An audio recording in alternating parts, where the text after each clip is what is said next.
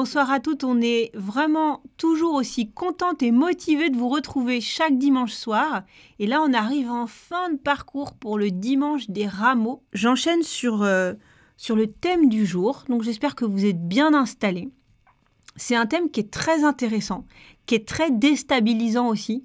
C'est le thème qu'on pourrait résumer dans la phrase « Jésus n'est pas celui qu'on croit » ou « Jésus n'est pas celui qu'on attendait ». Et je pense que chacune, pour celles qui sont croyantes en tout cas, on a pu faire cette expérience que Jésus n'est pas celui qu'on croit. Voilà. Et donc j'aimerais donner la parole à ces drôles de dames, de savoir si vous avez des témoignages un petit peu sur ce thème, de voilà, comment Jésus n'est pas toujours celui qu'on croit. Eh bien moi, j'en ai un, Juliette. Je vais vous partager brièvement ma rencontre avec Stéphane, mon mari. Alors il faut savoir donc je viens de la Guadeloupe, mon île natale, où je suis arrivée donc à La Rochelle il y a 20 ans pour terminer mes études avec l'idée de repartir rapidement chez moi, épouser un bel homme antillais bien noir, hein, comme moi, avec des enfants noirs comme moi. Et j'arrive donc en métropole et je rencontre Stéphane, qui était très différent de moi, mais qui était profondément attaché à Dieu. Donc déjà, je rencontre quelqu'un qui est d'un autre courant protestant que moi et qui était à fond avec Dieu. Je pensais qu'on était les seuls, nous, les protestants d'où je venais, moi, les protestants baptistes. Et Dieu m'a fait comprendre que c'était bien par lui, c'était bien lui, celui que j'allais épouser très rapidement. On a très vite su qu'on était faits l'un pour l'autre. Mais c'était très déstabilisant pour moi parce que c'était pas du tout dans mes plans. Le plan de Dieu ressemblait pas à celui que j'avais préparé, moi, longuement dans ma tête, de romantique chevronné.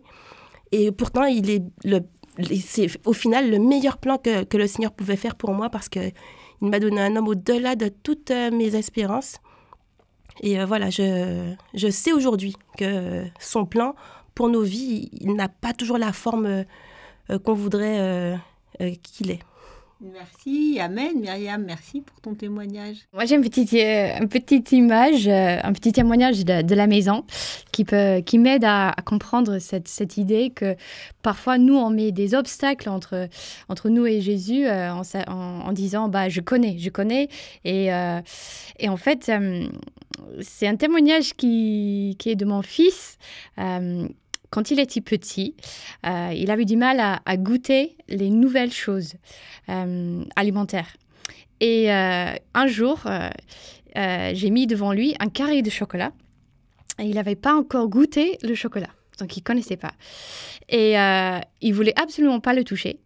Et je crois que dans sa tête, il voyait un carré dur, sec, et ça ne lui intéressait pas du tout. Et en fait, je lui finis par mettre un tout petit morceau dans sa bouche, et son visage a transformé avec le goût de chocolat, que je crois qu'on connaît bien ici toutes. Et pour moi, ça m'a parlé tout de suite, le fait que parfois, Jésus, on peut le mettre de côté en disant, en fait, je connais, c'est un carré dur, sec. Et en fait, voilà, il suffit de se laisser goûter le Seigneur pour voir qui il est vraiment. Merci, Lucie. Et moi aussi, j'avais un petit partage à faire. C'est que je fais beaucoup de crises d'angoisse et j'ai prié longtemps pour ma guérison et pour ne plus avoir ces crises d'angoisse qui sont très déstabilisantes.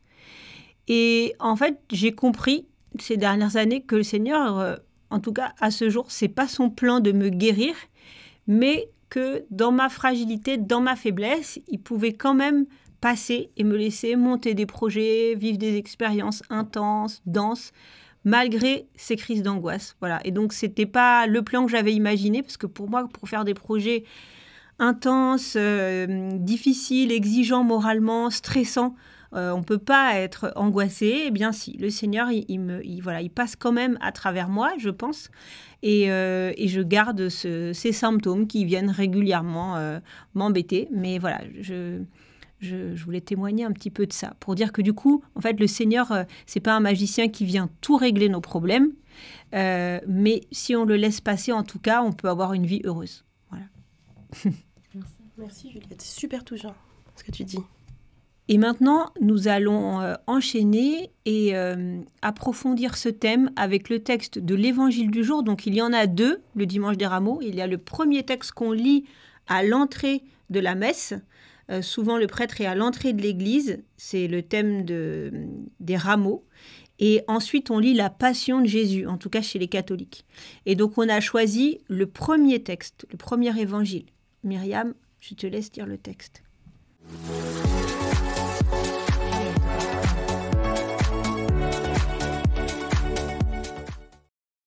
Évangile de Marc.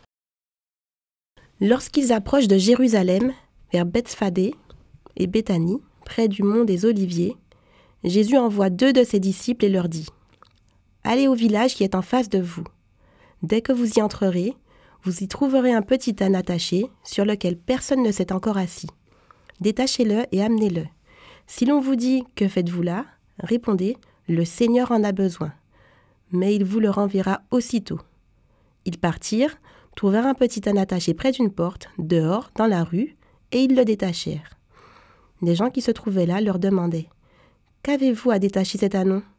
Ils répondirent ce que Jésus leur avait dit, et on les laissa faire. Ils amenèrent le petit âne à Jésus, le couvrirent de leur manteau, et Jésus s'assit dessus. Alors beaucoup des gens étendirent leurs manteaux sur le chemin, d'autres des feuillages coupés dans les champs. Ceux qui marchaient devant et ceux qui suivaient criaient « Hosanna ! Béni soit celui qui vient au nom du Seigneur ! Béni soit le règne qui vient, celui de David, notre Père. Hosanna au plus haut des cieux !»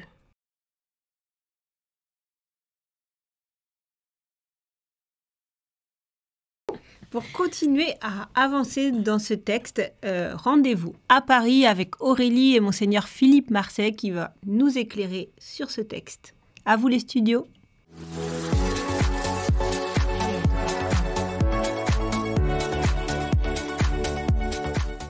Bonsoir les filles, merci les studios. Et on a choisi pour le texte des rameaux l'évangile qui est lu au fond de l'église, donc le premier.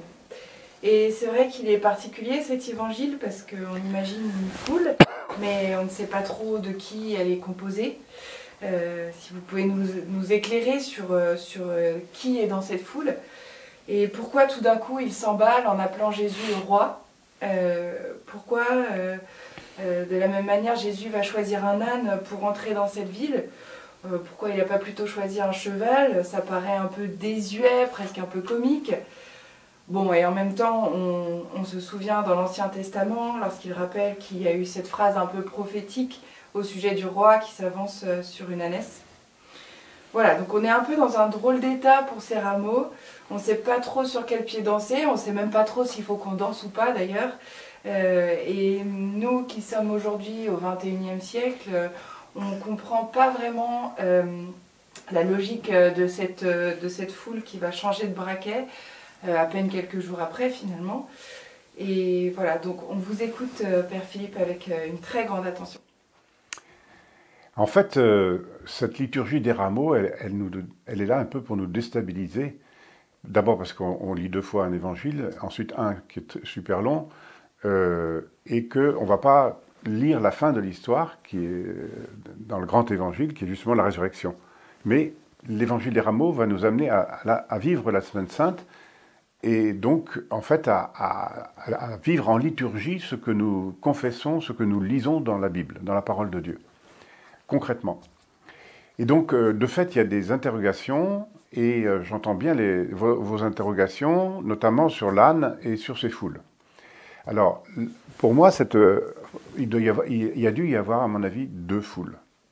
Il y avait la foule de Galilée, qui a suivi Jésus, tous les amis de Jésus, tous ceux qui l'ont suivi et qui l'ont écouté en Galilée, et qui montaient pour la Pâque juive aussi à Jérusalem, et qui ont cru, qui ont entendu Jésus, qui croient en lui, même s'ils ne savent pas ce qu'il va faire. Et c'est eux qui l'acclament, peut-être parce qu'ils ont compris le signe de l'âne, qui est le contraire du cheval.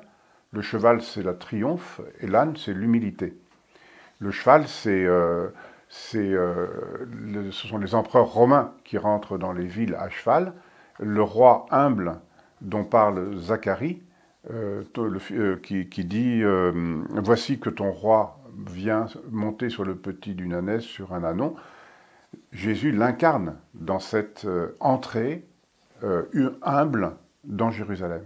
Et peut-être que la première foule, celle qui acclame Jésus, qui a entendu Jésus, qui a compris que le Messie n'était pas un guerrier, mais était un serviteur, et un serviteur souffrant, peut-être que c'est eux qui acclament modestement cette affaire-là, ce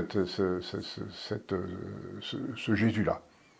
Et puis il y a une deuxième foule, qui est celle de Jérusalem, avec laquelle Jésus est en conflit à peu près pendant tout son évangile, puisqu'ils ne comprennent pas que le Messie puisse venir de Nazareth, qu'ils ne comprennent pas que Jésus puisse dire qu'on peut détruire ce temple, qu'ils ne comprennent pas la manière dont il parle du Shabbat ou les miracles qu'il fait le Shabbat par rapport à la loi qu'ils sont chargés de garder. Et donc ceux-là, ils vont manipuler la foule de Jérusalem, et donc on a l'impression que la foule s'est retournée contre Jésus, mais en fait je pense que c'est deux foules différentes qui sont toutes les deux un peu dans l'attente messianique et le choix. Donc plutôt la Galilée a choisi Jésus, plutôt Jérusalem va faire mourir Jésus. Donc c'est aussi donc un choix qu'il faut faire. Et ce choix, c'est à nous aussi à le faire pendant cette Semaine Sainte. Et donc, il me semble qu'il y a une troisième petite foule qui est à peine nommée, mais qui nous parle de la foule de Béthanie. L'âne est à Béthanie, Jésus vient de Béthanie, il a au moins Lazare qui connaît, Marthe et Marie. Et je pense que cette petite foule de Béthanie, peut-être que c'est eux seuls qui ont compris ce que Jésus était en train de faire, parce que les apôtres sont dans l'expectative, Jérusalem est dans le doute et dans l'incompréhension, mais Jésus qui vient de ressusciter Lazare, ou qui a ressuscité Lazare il n'y a pas longtemps, qui a sauvé Marthe, qui a sauvé Marie, peut-être que eux, ils comprennent tout, d'autant plus que le village de Béthanie, ça veut dire le village de la miséricorde, Beth Anania. Et donc ça veut dire que peut-être qu'il faut venir de Béthanie pour entrer dans cette misère et cette miséricorde que le Seigneur vient nous donner, enfin de cette miséricorde qu'il vient nous donner en nous sortant de notre misère. Voilà, donc je pense que cette scène qu'on appelle les rameaux, c'est-à-dire l'acclamation avec des arbres verts qui veulent signifier justement que l'arbre n'est pas mort, mais que l'arbre est vivant, c'est le choix sur lequel tous nous sommes invités, dans lequel nous sommes invités à entrer au seuil de cette Semaine Sainte, qui est celui qui va dire « Ceci est mon corps, le jeudi saint, sur du pain », qui va montrer et monter sur la croix pour dire « Ceci est vraiment mon corps, je le donne le vendredi saint », et qui, le dimanche de Pâques, aura libéré son corps de la lourdeur de la mort et dira « Ressuscité, ceci est mon corps donné pour vous ». Eh bien, merci beaucoup Père Philippe pour aujourd'hui et pour avoir éclairé un peu tout notre chemin de carême. C'était précieux de pouvoir discuter avec vous. Donc, au nom de toute l'équipe, je vous remercie sincèrement. Je vous souhaite une bonne Semaine Sainte et à vous le studio. Merci Père Philippe pour cet éclairage qui nous permet une meilleure compréhension de cet évangile. Merci aussi à Aurélie, notre envoyée carrément spéciale. Nous vous proposons maintenant un temps de partage autour de cet évangile.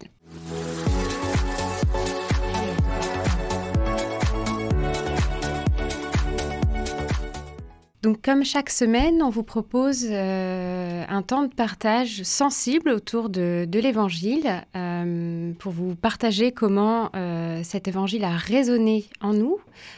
C'est aussi une façon de montrer à chacune d'entre vous qui nous écoutez ou qui nous regardez que la parole nous est adressée individuellement, et on vous invite aussi à faire cet exercice, à poursuivre cet exercice chez vous au-delà du parcours de Carême qui touche bientôt à sa fin. Je vais passer la parole à Juliette. Est-ce que tu peux nous partager ce qui a résonné en toi à la lecture de cet évangile aujourd'hui ?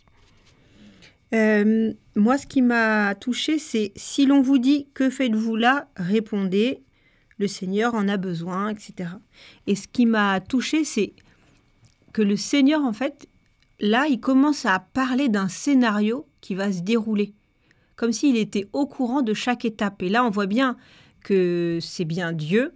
Il ne fait pas ça, en fait, je trouve, dans les épisodes d'avant. Il ne parle pas de l'avenir, il parle de l'avenir très lointain, de son ministère, de la résurrection, de la mort de Jésus. Mais là, il commence à donner des détails très précis du déroulé de ce qui va se passer. Et du coup, je me disais que Jésus, à ce moment-là, il savait ce qui l'attendait. Et donc, il donne un scénario très précis de tout ce qui va se passer. Je sais pas, c'est un peu bouleversant. Et il sait qu'il va à la croix, qu'il va être crucifié, il le sait tout ça. Et il continue à donner des consignes, je dirais, très basiques à ses disciples. Voilà. Et donc, ça m'interpelle, ça m'émeut même. Voilà. Merci Juliette. Myriam, est-ce que tu veux poursuivre ? Oui, je rebondis sur ce que tu dis, Juliette. Et moi, c'est ce petit temps où on voit que Jésus s'assit dessus. Il s'assit donc sur ce petit ânon. Lui, un roi. Je ne pense pas, je n'ai pas de référence historique, mais je ne pense pas que c'était habituel que les rois soient sur des ânons. Et là encore, il est là où on ne l'attend pas. Il nous montre qu'il il est plein de surprises. Oui, je suis assez touchée par ça. Lucie, est-ce que tu veux poursuivre ce temps de partage ? Moi, j'étais très touchée par la parole, ceux qui marchaient devant et ceux qui suivaient. Et ça me donne simplement une idée de dynamique, en fait, de mouvement et une direction. Et l'idée que chacun a sa place et que c'est pas grave si on est devant ou c'est pas grave si on traîne derrière. On fait tous partie de cette mouvement autour d'une personne, autour de Jésus. Oui, c'est très beau. Moi, Marie. ce qui m'a touchée là, c'est les cris de joie, les hosannas, toute cette foule en fait qui est venue acclamer Jésus. Et pourtant, on connaît la suite de l'histoire. Et c'est ce contraste justement entre ce peuple qui finalement attendait un grand roi et qui le voit arriver sur un petit âne et qui l'acclame quand même et qui, quelques heures plus tard, vont retourner un peu leur veste, enfin même pas qu'un peu, carrément même. Et voilà, pour moi, c'est ce qui me touche, ce qui me percute un peu, c'est ce contraste de cette foule. C'est marrant, c'est exactement, j'ai aussi été touchée par ces cris de joie, cette exclamation de joie. On sait qu'on va rentrer dans la Semaine Sainte et nous, catholiques, on enchaîne les deux lectures, les rameaux qui sont une exaltation puissante de ce roi qui vient à nous et puis sa condamnation. Donc vraiment, ces cris de joie sont puissants, quoi. Sont très puissants. J'espère que ce carême aussi a été l'occasion pour chacune d'entre vous de pousser des cris de joie, des petites joies, des petites victoires. Et puis je voulais vous partager aussi une autre chose qui a résonné, c'est cette histoire de manteau. Comme tu disais, Marie, cette foule est nombreuse autour de Jésus. Moi, je les imagine assez modestes. Pas forcément des personnes riches, et un manteau à l'époque c'est une grande richesse. On le voit avec Martin quand il partage son manteau, etc. Un manteau c'est quelque chose qui a beaucoup de prix, et là ils sont prêts à le poser par terre ou à le poser sur l'ânon pour soit accueillir les pas de ce petit âne, soit permettre à Jésus de s'asseoir sur l'ânon. Donc ils se dépouillent pour accueillir Jésus dans cette grande fête, et je trouve ça très touchant. Donc, qu'est-ce qu'on garde chacune d'entre nous cette semaine de ce temps de partage, Myriam ? Eh bien, Éléonore, moi, ce que je veux garder, c'est l'idée d'avoir les yeux physiques et mes yeux spirituels bien ouverts, parce que le Seigneur Jésus ne va pas apparaître de façon ne va pas apparaître comme je l'attends. Il peut apparaître de façon très modeste, comme il est apparu dans cet évangile. Il peut apparaître de façon grandiose, parce qu'il sait le faire aussi. Mais voilà, je veux être prête à le reconnaître lorsqu'il intervient, il met sa main et être prête à accepter son intervention. Merci Myriam. Marie? Moi, ce que j'ai envie de retenir, c'est justement ce contraste et en gardant voilà, la Semaine Sainte qui arrive avec tout ce qui va suivre comme événement pour Jésus, de garder quand même en moi cette image de roi et voilà le Seigneur qui va s'effacer, mais sans oublier qu'il est roi et de le reconnaître comme tel aussi dans ma vie notamment, de le remettre en premier. Merci. Lucie? Moi, je vais garder ce petit grain de folie. C'est une scène un peu ridicule. Le roi qui est sur un âne, les gens qui mettent leur manteau par terre pour l'accueillir, ce foule qui suivent. Et du coup, je regarde ça comme recevoir comme une invitation de rentrer un peu dans ce délire, de lâcher voilà, mes cadres bien cadrés et en fait de suivre Seigneur avec un petit grain de folie. En fait. Et Juliette? Moi, ce que je garde, c'est le manteau dont tu parlais, Léonore. Ça m'a fait penser en fait au manteau des pauvres. Tu évoquais Saint-Martin, etc. Et du coup, j'ai envie de rentrer dans la Semaine Sainte en pensant en fait aussi à ce manteau de Jésus qu'on va lui remettre. J'ai l'idée que c'est un manteau rouge, je ne sais pas si j'ai cette idée-là. Et ce moment en fait où on lui met ce manteau rouge, je trouve que c'est un moment très souffrant, très douloureux, et qui me ramène voilà, à tous ceux qui souffrent beaucoup dans leur corps, dans leur cœur. Et donc, je garde l'idée de commencer à rentrer dans la Semaine Sainte doucement, en compassion aussi avec tous ceux qui souffrent. Voilà ce que je garde. Très bien. Mais moi, j'ai envie de garder cette exaltation de joie, ces cris de joie qu'on a entendus dans l'Évangile. La Semaine Sainte est voilà, une étape sur la vie avec foi qui nous amène dans la tristesse, partager la souffrance du Christ. Et voilà, garder en tête que derrière, il y aura ces cris de joie qu'on a entendus et auxquels Jésus nous appelle, voilà, qu'il nous promet. Merci, Léonore. On continue ce temps de partage avec quelques pistes qu'on vous propose de méditer pour cette semaine.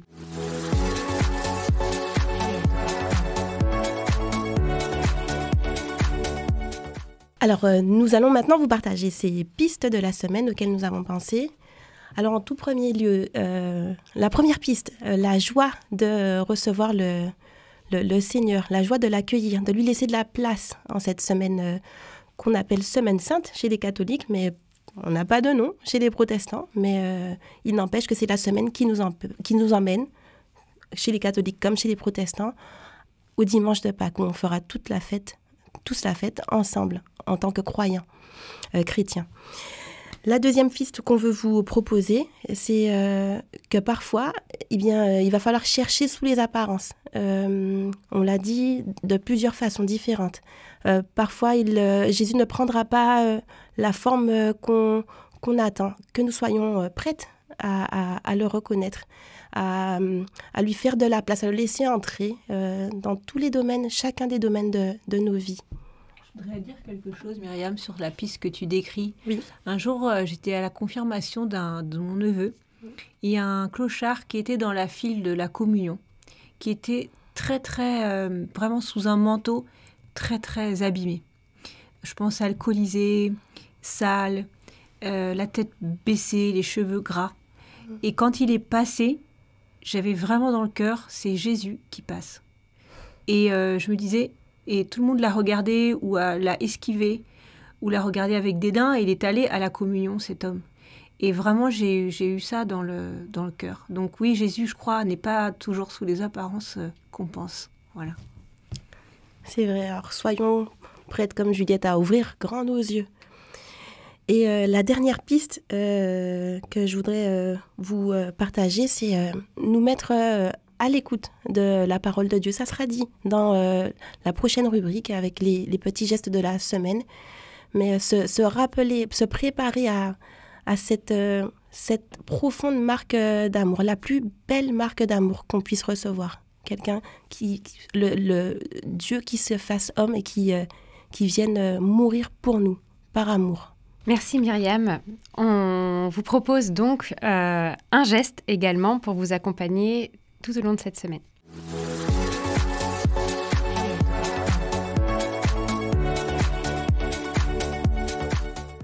Alors cette semaine, on vous propose de ressortir votre Bible.